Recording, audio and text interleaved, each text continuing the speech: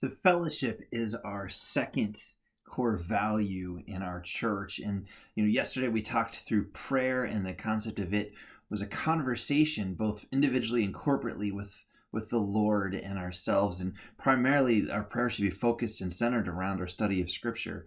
I want to focus in on something that you might find as you read in Scripture, and that's Acts 2:42, which says, "And they devoted themselves to the apostles' teaching and the fellowship, to the breaking of bread, and to the prayers." Now, this takes place in that scene of Pentecost, just afterwards, where they're forming the early church, and this really becomes kind of a bedrock verse to describe what it was like living in the early church and functioning that way. And one of the core tenets is fellowship. But notice it's kind of in the sequence of apostles' teaching and fellowship and breaking of bread and prayers. But what's really interesting is if you look at the grammar, it's really apostles' teaching and fellowship are kind of the same point. There's three main points, and that's together. We don't often talk about teaching and studying Scripture as a form of fellowship.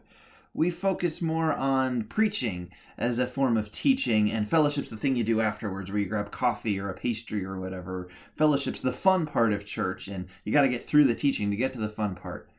Well, here in the early church, it seems that the fellowship and the teaching took place at the same time, and it was kind of encompassed by this concept of breaking bread or sharing a meal together, and ultimately pointing to communion, or the Eucharist, as some traditions call it, but the Lord's Supper, and prayer. And yesterday, again, we talked about prayer being one of the bedrocks and foundations of our church, but so is fellowship. And part of it is, again, because the study of Scripture and fellowship are uniquely connected here in Acts 2. Sometimes I think we, again, talk about the teaching as the boring part of church, but I don't know about you, but anytime I study Scripture, I get excited.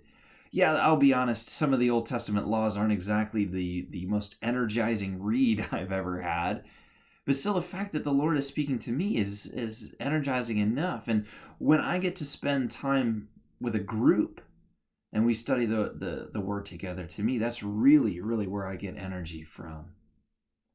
See, the apostles' teaching and fellowship, they're interconnected, and that's part of why our small groups so far have been set up the way that they have been, where, if you come on a Tuesday night, you'll experience a meal and some hangout fellowship time together, some study together, and some prayer time together. There's a reason, and it really comes out of this Acts 2:42 scene, where that fellowship is not a whole nother category or another committee or just an events page on a website. Fellowship is very much part of the DNA and part of the interweaving of building a church together. I think sometimes we're afraid to have fun at church. I was a youth pastor for almost 11 years, and I got to tell you, some of the most enjoyable times of my life were being a youth pastor. It probably caused a lot of headaches to parents and people who helped take care of the church building, but we had a lot of fun while we did it. Mission trips, and we had a hockey team for a little while as a church and a soccer team for a while as a youth group, and we would do games pretty much every week and all kind of different activities, movie nights and retreats and the whole bit. And I think sometimes we've separated the fun part as that's what the youth group does, or that's what the kids ministry does. I don't know about you, but here at 30 years old, I would still like to have fun. I would still like to enjoy the people that I'm studying the Word together with. And so for us, one of our goals is almost thinking of church as our youth group again. What we enjoyed about it, what was good about it, that fellowship piece. The fun church, as sometimes you hear it.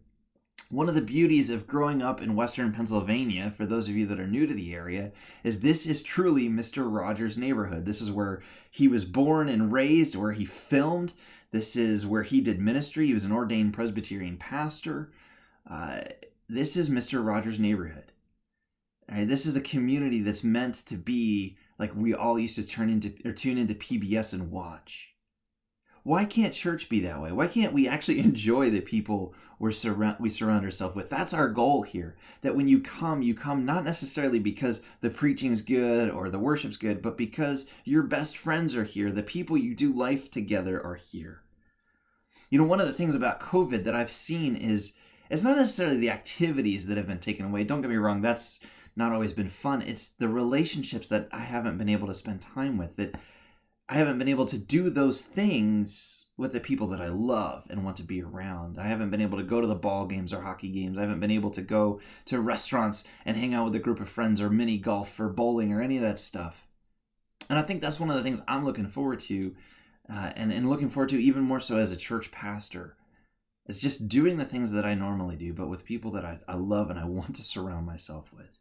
So for us, again, that's one of our core values here as a church, is we want to be held up by this concept of prayer and the foundation of prayer, but also a fellowship and enjoying and truly doing life together, to be pouring into each other, to be, in other words, teachers to each other just by doing life together.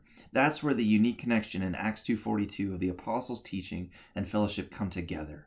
We are God's active agents. We are our brother's keepers. We're God's active agents in each other's lives.